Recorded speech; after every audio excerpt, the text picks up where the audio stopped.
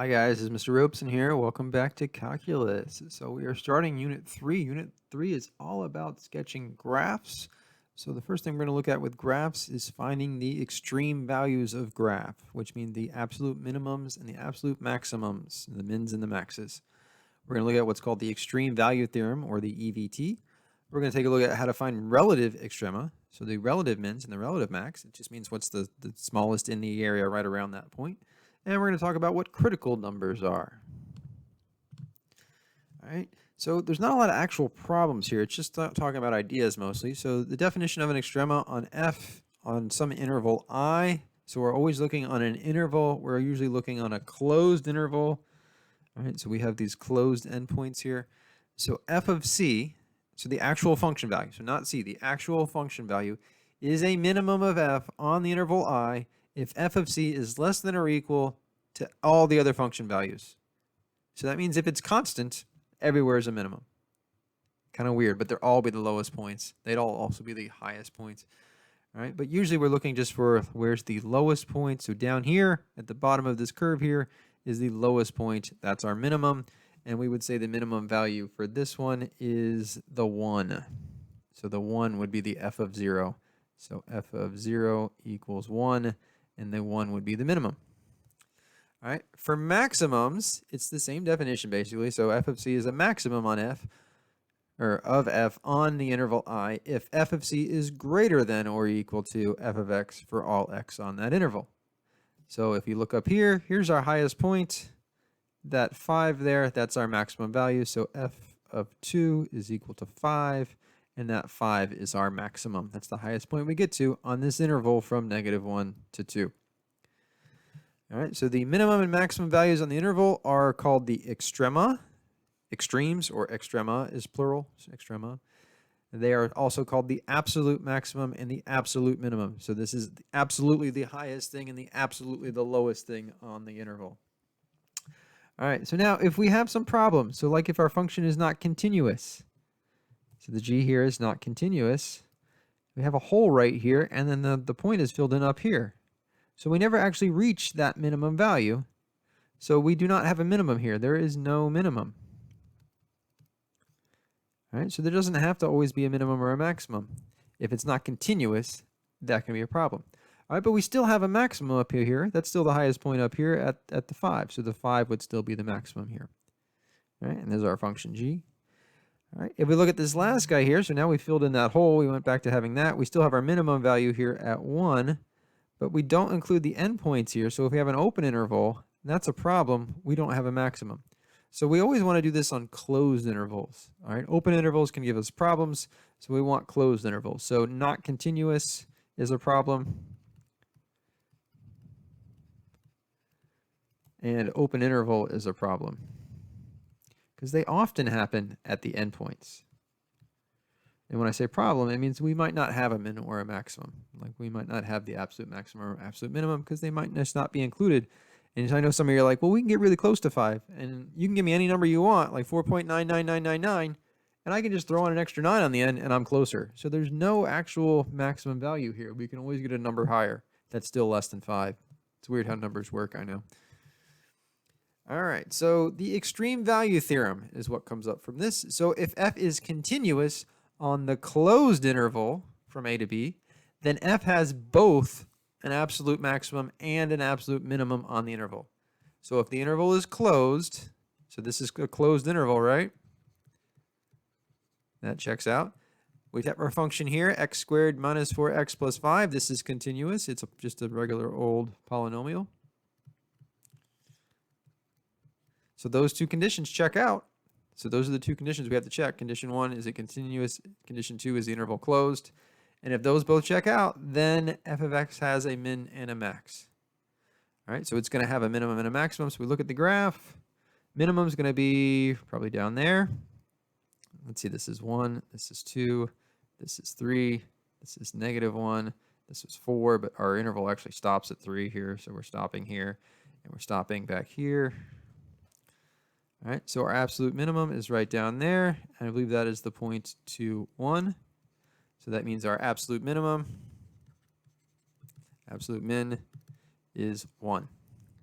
Our absolute max, let's see, well, this definitely isn't the highest point here. If we look over here, that looks like the highest point up there. So if we plug in -1, our absolute max, so this was f of 2, is going to be f of -1, which equals, we can plug it in or we can count 1, 2, 3, 4, 5, 6, 7, 8, 9, 10.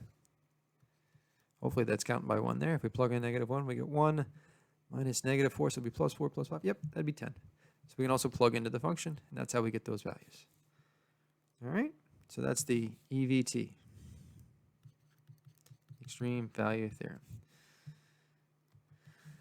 All right, next up, relative extrema. So we looked at absolute, we had to have a closed interval here. On the relative ones, we don't need a closed interval. We just want to say what happens in the neighborhood of a point. What's the highest point in the neighborhood of a point? And that's our maximum, like the top of a hill, say. So we could have like this, or we could have a point, like a corner. That would work. Both of these would be considered the relative maximums, because relative to the area around them, they're the maximum value. Like maybe the graph goes up afterwards, but it doesn't matter, because right here, that's the highest point. And a relative min would be like the bottom of a hill. And we usually say these are points. So we don't just want the values. We usually call these the points. Points. Points. Relative min would be like the bottom of a valley or the bottom of a corner, like that would be a relative min. All right, so let's take a look at this guy. So here's the graph of this function right here. And let's see, we'd have an absolute right there. We'd have the top of a hill. So this would be a relative, not absolute, relative max right there at the point 0, 0. And then right here, we have another bottom of a hill. So this would be a relative minimum right at this point, right there, that point, relative minimum.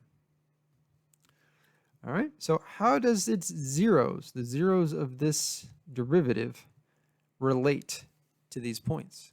In other words, what's this slope of the tangent line here and here? All right, it looks like they both have slope 0, but let's go ahead and take the derivative, right? Because this is calculus, and that's one of our main themes, is derivative, rate of change. So we get 3x squared minus 6x.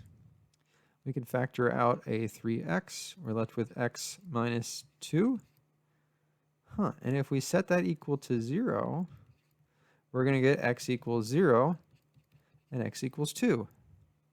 Well, here's x equals 0. That was our absolute, or that's our relative max. And the other one was at x equals 2. That's our relative min. I wonder if that always happens or if that's just a coincidence. It always happens. All right, so that brings us to our last thing for this section here, critical numbers or critical points. If we put them together and make a point out of them, we get a point. Or if we just find the x value, it's a critical number. So this is an x value. A critical point is an x and a y together. So let f be defined at c. So that means f of c is a point. So that means c, f of c is a point. It exists. It's not an asymptote. All right. If f prime of c equals 0, or if f prime is not differentiable at c, then c is a critical number.